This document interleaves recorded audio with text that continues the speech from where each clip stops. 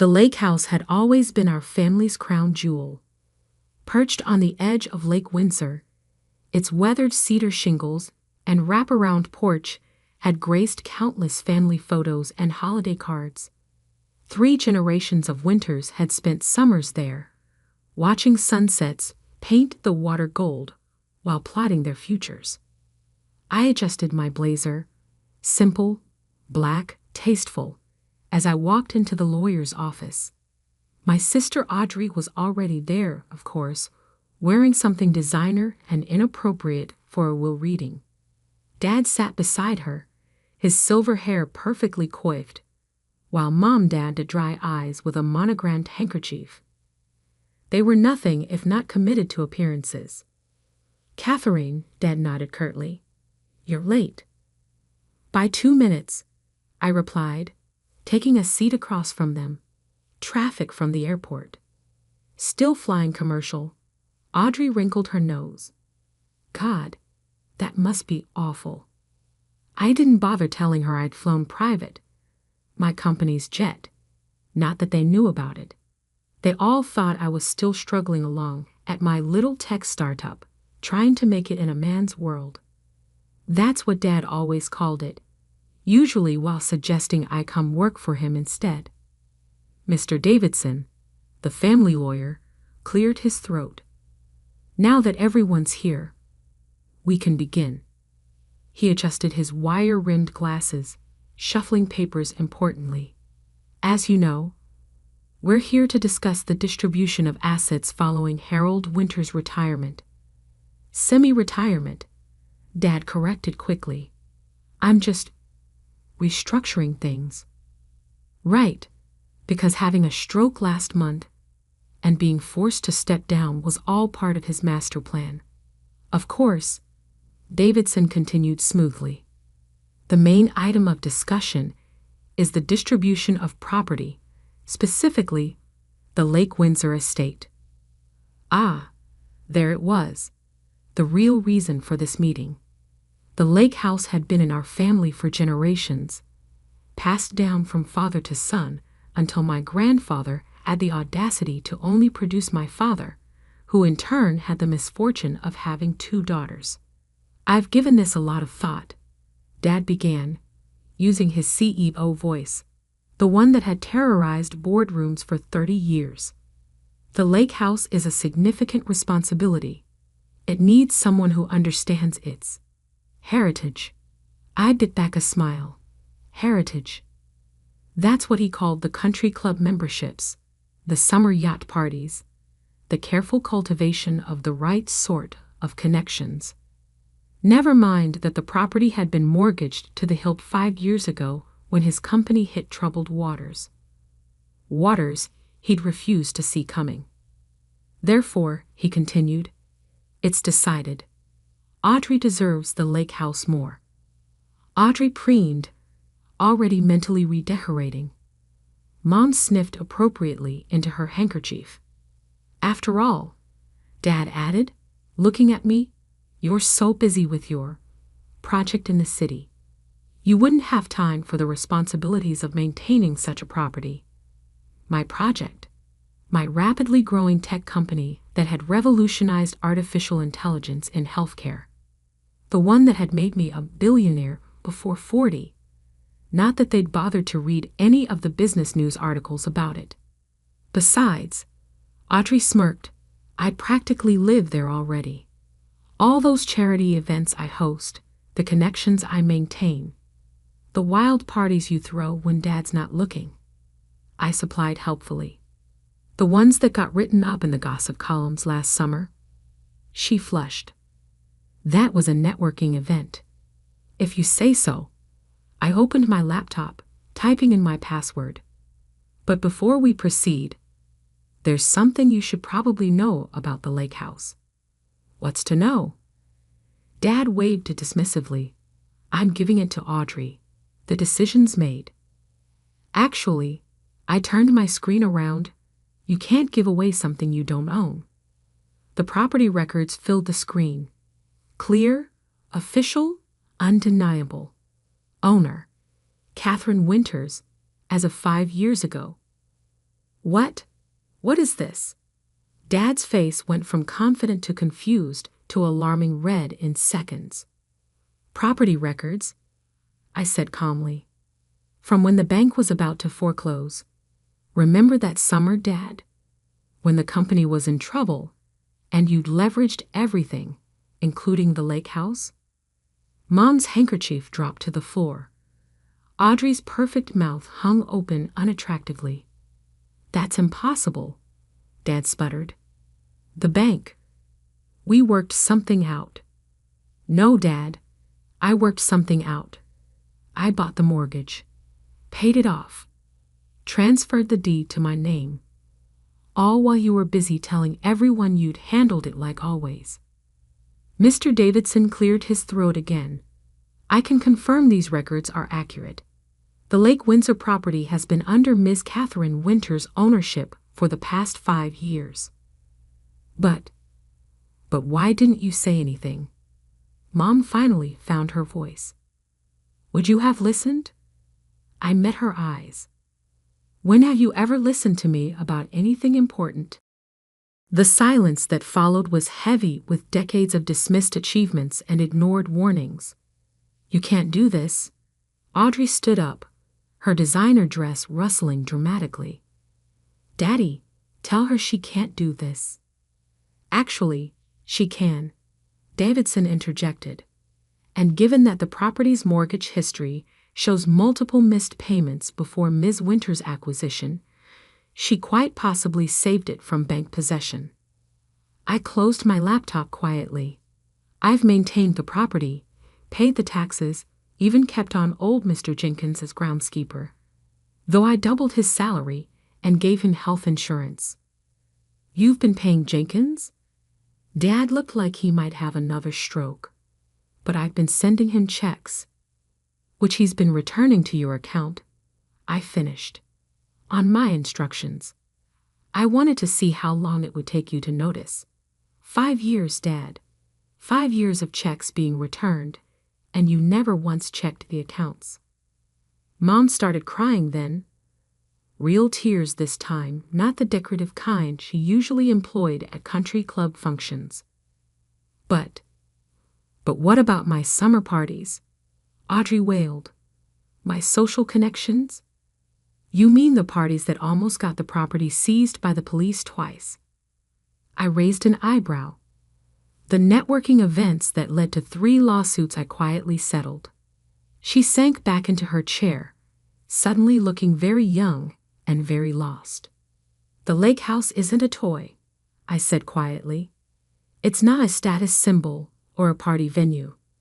It's the last piece of our real family heritage, before everything became about appearances and social climbing. And I protected it, just like I tried to protect the company before Dad stopped listening to my warnings about digital transformation. My company is fine, Dad snapped, but without his usual conviction.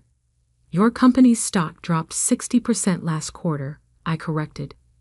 You're losing market share to tech-focused competitors, which is why I bought controlling interest last week. That was the other bomb I'd planned to drop today. Might as well get it all out at once. You what? Dad gripped the armrests of his chair. We can discuss the company later. I stood up, gathering my things. For now, let's focus on the lake house. I'll have my assistant send over the summer schedule. You're all still welcome to use it, under proper supervision, with signed agreements about liability and behavior expectations. Like children, Audrey spat. You're treating us like children. No, I headed for the door. I'm treating you like the irresponsible adults you've proven yourselves to be. Mr. Davidson will send over the paperwork. Oh, and Audrey? The next time you want to throw a networking event, try actually networking. Your Instagram followers don't count as business connections. I left them there, surrounded by their shattered assumptions and crumbling pride. Through the window, I could see the lake in the distance, its waters calm and unchanging. just like the truth I'd been protecting all these years. Because sometimes the best revenge isn't just owning something, it's being the only one who truly understood its value in the first place. The drive to the lake house felt different now that everything was in the open. My Tesla glided silently along the familiar curves of Lake Windsor Road, past the gates that now had my company's security system discreetly installed. Mr. Jenkins waited at the end of the driveway, his weathered face breaking into a warm smile. "Ms. Catherine," he touched his cap. "They've been calling nonstop." I expected as much. I handed him a coffee, his usual order from the artisan roaster in town. "Any actual emergencies?" "Well," he chuckled, "Miss Audrey tried to get in with a moving van this morning. Said she was claiming her rightful property before you could change the locks." "Which were already changed last week," I finished, remembering the security update notification on my phone. "How did she take it?" "Had quite a fit. Threatened to call the police until I showed her the new property registration and security protocols. Then she peeled out in that fancy car of hers, spraying gravel everywhere." He shook his head. "Your father showed up about an hour ago. He's waiting on the porch." Of course he was. Dad had always treated the lake house's wraparound porch like his personal throne room, holding court while overlooking his domain. Except it wasn't his domain anymore. "Thanks, Howard. Take the afternoon off. Full pay, of course." "Actually," he hesitated, "I'd rather stay, in case they come back." I nodded, understanding his loyalty. He'd watched me grow up here, had taught me to fish off the private dock while Audrey complained about the smell. He'd been the one to quietly alert me when Dad started missing mortgage payments 5 years ago.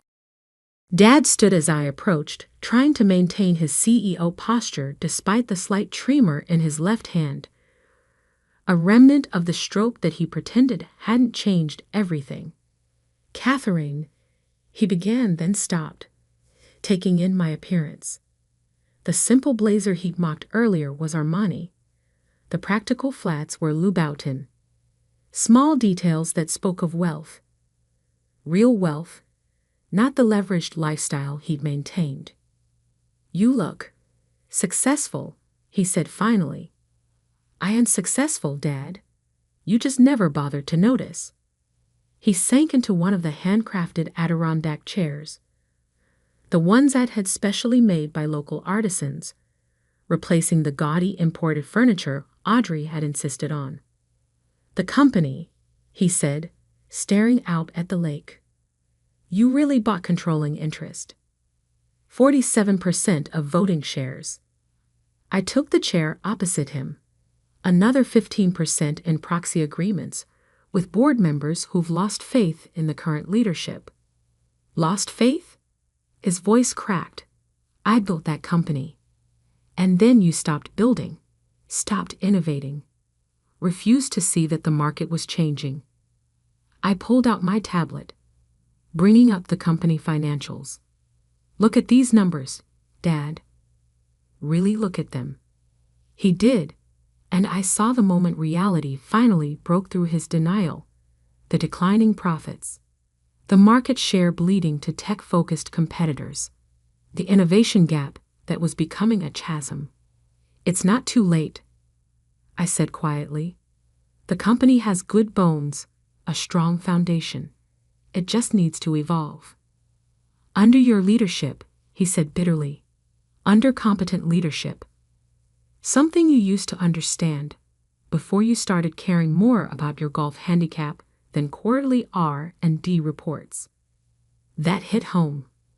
He'd missed 3 board meetings this year alone, all for golf tournaments. And the lake house? He gestured around us. Was this just another hostile takeover? No, Dad. This was me protecting our real legacy. The one place in our family that still meant something true. I stood up, walking to the porch railing, Remember teaching me to sail out there? Before Audrey turned the boat dock into a floating cocktail bar, he smiled despite himself. You were a natural.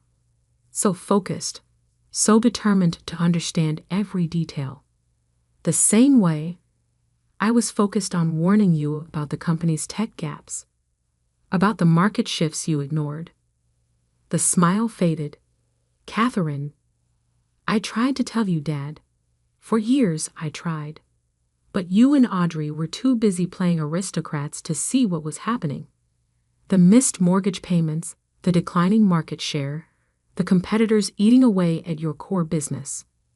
So you just took over? Secretly bought everything out from under us? No, I turned back to face him. I built something of my own first, made my own fortune, my own name. Then I protected what mattered while you were busy pretending nothing needed protecting. My phone buzzed, a notification from the security system. Audrey's back. With Mom this time. The Mercedes swept up the driveway moments later, gravel crunching under expensive tires. Mom emerged first, still dadding at her eyes. Audrey stormed up the steps, designer heels dangerous on the wooden boards. Did you change the dock access codes too? She demanded. My friends are coming this weekend for the regatta. You mean the illegal poker games you've been hosting on my boat? I raised an eyebrow. The ones that violated 3 state gambling laws. She deflated slightly. Those were networking opportunities. They were stupid risks that could have cost us everything. Again, I pulled out another tablet, bringing up surveillance photos. Like these little gatherings? The ones with certain controlled substances being passed around. Mom gasped. Audrey went pale. I've spent 5 years protecting this property, I continued. From bank seizure, from police raids, from your networking disasters. And now, I gesture around us. Now it's going to be what it was always meant to be. A family legacy, not a party venue. But it's summer. Audrey wailed. The social season is canceled. I finished. At least your version of it. The lake house will still host events. Charity fundraisers. Real ones, not tax write-offs. Environmental symposiums. Youth sailing programs. Sailing programs? Dad looked up sharply. Like the ones you used to run. I nodded. Before everything became about status instead of substance. Mom sank into a chair, looking around like she was seeing the place for the first time. The carefully maintained gardens. The historic architecture preserved instead of modernized. The subtle security systems protecting it all. You've been maintaining everything, she said softly. All this time. Someone had to, I replied.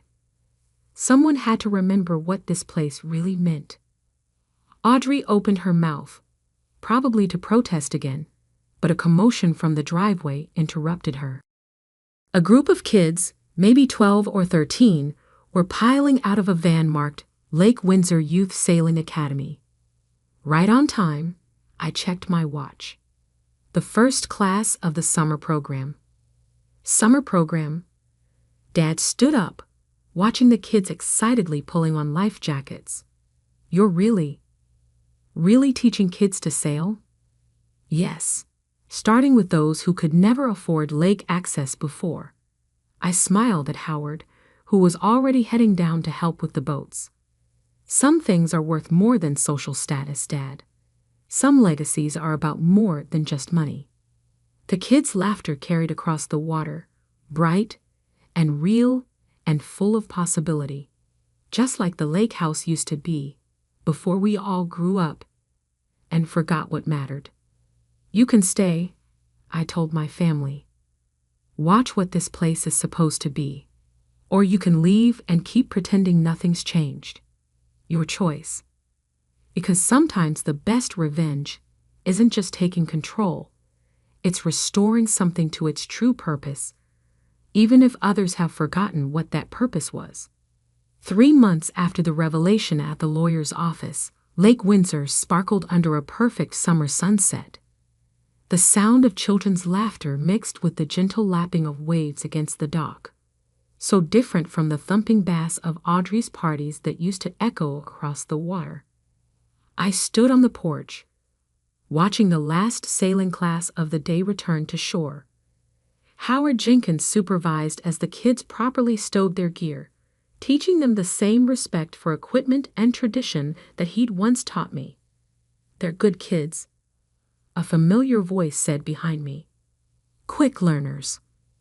I turned to find Dad watching the scene, leaning slightly on his cane, a concession to reality he finally accepted after the second minor stroke scare. "They appreciate the opportunity," I replied, unlike some people who took it for granted. He nodded slowly, lowering himself into one of the Adirondack chairs. "Like I took the company for granted?" That was new. Dad admitting mistakes wasn't exactly a family tradition. "The board meeting went well today," I said, taking the chair beside him. "The tech integration plan is ahead of schedule." "So I heard." He managed a small smile. "The stock's up 30% since you took over. The same analysts who used to kiss my golf shoes are now calling you a visionary leader." "Funny how that works." "You know," he turned to face me, "I actually read your original proposal. The one you sent 3 years ago, warning about our technology gap." "You mean the one you dismissed as unnecessary panic and feminine overthinking?" He flinched. "I was wrong. About everything. The company, the lake house. You." Before I could respond, the sound of tires on gravel announced another arrival. Audrey's Mercedes pulled up, but something was different. Instead of her usual designer outfit, she wore simple business casual. Her hair was pulled back practically, and she carried a laptop instead of a designer bag. "Sorry I'm late," she called out, hurrying up the steps. "The coding class ran over." I raised an eyebrow. "Coding class?" She flushed slightly. "After you. After everything, I started taking some courses. Thought I should understand what's actually happening in the company instead of just planning parties." She paused. "The instructor says I have a knack for user interface design." "She does," Dad confirmed. "Been helping the tech team make the new systems more user-friendly. Turns out all those years of social networking taught her something useful about how people interact with technology." I studied my sister, seeing her clearly for maybe the first time. The practiced artifice was gone, replaced by something almost genuine. "The summer program kids miss you," Howard called up from the dock. "They said you promised to teach them about digital navigation systems." Audrey actually brightened. "That's right. I brought the demonstration models." She hurried down to the dock, her practical shoes handling the wooden steps with ease. "She's different," I said quietly. "We all are," Dad replied. "Had to be. You didn't leave us much choice." Mom appeared from inside, carrying a tray of lemonade, not the fancy cocktails she used to insist on, but the same recipe Grandma used to make.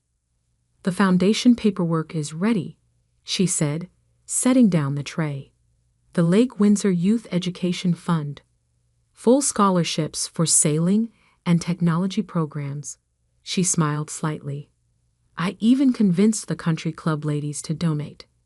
Amazing how interested in education they became when they realized you're now one of the richest women in the state. I took a glass of lemonade, watching as Audrey set up her demonstration on the dock. Kids gathered around her, genuinely interested as she explained how modern navigation systems worked. "You know," Dad said thoughtfully, "I never told you about my father, your grandfather, and how he got the lake house." He inherited it, I said. Like you were supposed to inherit it. No, Dad shook his head. He bought it. Secretly, while everyone thought he was failing in business. Built something new while the family thought he was embarrassing them. He looked at me. Sound familiar? I remembered the old photos in the library, the ones I'd actually studied while Audrey used the room for selfie backgrounds. Grandfather William, the one they called Wild Will, because he invested in automobiles when everyone else was still betting on horses. The same, Dad nodded. He waited until the perfect moment, then showed them all who'd really understood the future. He sighed. I forgot that legacy. Got caught up in maintaining instead of building. But you're more like him than anyone. From the dock came a chorus of wow, as Audrey demonstrated something on her tablet. Howard stood nearby, smiling proudly at his newest batch of students. The fall program starts next week, I said. We're adding coding classes to the sailing lessons, teaching kids that technology and tradition can work together. Integration and innovation, Dad mused, just like what you're doing with the company. Speaking of the company, I pulled out my tablet. The board approved my new proposal. We're creating a heritage division, preserving the best of our history while building for the future. It needs a director. He straightened. Catherine. Someone who understands both where we came from and where we need to go. Someone who's learned the hard way what happens when you stop innovating. I slid the tablet over. Interested? He picked it up with slightly shaking hands. You trust me, after everything? Trust is earned, I said firmly. Just like respect. Just like success. You taught me that once, before you forgot it yourself. Mom appeared with more lemonade, just as Audrey's students broke into applause. The sunset painted everything in gold. The water, the dock, the familiar shingles of the house that had seen generations of winters learn, fail, and grow.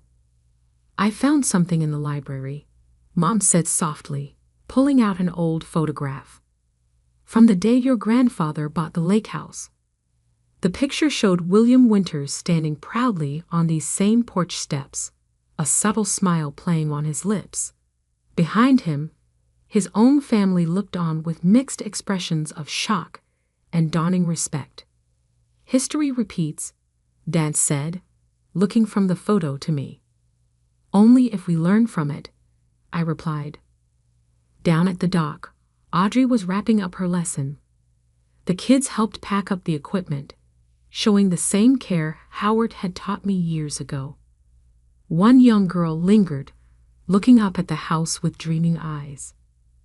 That'll be yours someday, Howard told her, following her gaze. If you work hard and learn well. Ms. Catherine proved that anything's possible here. I smiled, remembering being that girl, having those dreams. The lake house had always been magic, not because of its monetary value or social status, but because of its ability to inspire, to teach, to transform. The next board meeting is Thursday, I told Dad. The Heritage Division presentation is first on the agenda. He nodded, a familiar spark of purpose returning to his eyes. I'll be ready. I know you will be, I said. Just remember, we're not in the business of maintaining anymore. We're in the business of building. As the sun set on another Lake Windsor evening, I watched my family slowly finding their real purpose. Mom organizing educational programs instead of social events. Audrey teaching instead of partying. Dad learning to build again instead of just preserving. Sometimes the best revenge isn't just proving people wrong. It's helping them become right. And as the last light painted the lake in shades of possibility, I knew Grandfather William would have approved. Because true legacy isn't about what you own. It's about what you build, what you teach, and what you leave better than you found it. That's what the lake house had always been meant for. That's what we had all finally learned to see.